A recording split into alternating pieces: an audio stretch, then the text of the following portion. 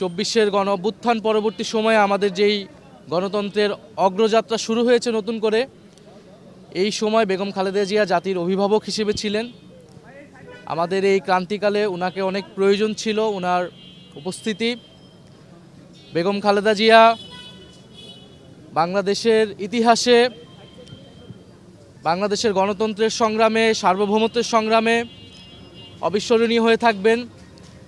আমরা এরশাদ বিরোধী আন্দোলন, 90-এর স্বৈরাচার বিরোধী আন্দোলন থেকে ফ্যাসিবাদ বিরোধী আন্দোলন পর্যন্ত ওনার আপোষহীন যে মনোভাব, দৃঢ়তা, সেটা বাংলাদেশের গণতন্ত্রকামী, মুক্তিকামী মানুষকে অনুপ্রেরণা জাগিয়েছে। এবং আমরা বিশ্বাস করি বাংলাদেশের সার্বভৌমত্ব রক্ষার্থে, আধিপত্যবাদ মুক্ত করতে বাংলাদেশকে এবং গণতন্ত্র প্রতিষ্ঠার এই লড়াইয়ে, যেই লড়াইয়ে আমরা 24-এর প্রজন্ম আবারও শুরু করেছে, সেই লড়াইয়ে বেগম খালেদা জিয়া অনুপ্রেরণা হয়ে থাকবেন এই প্রজন্মের কাছে এবং ভবিষ্যৎ প্রজন্মের কাছে।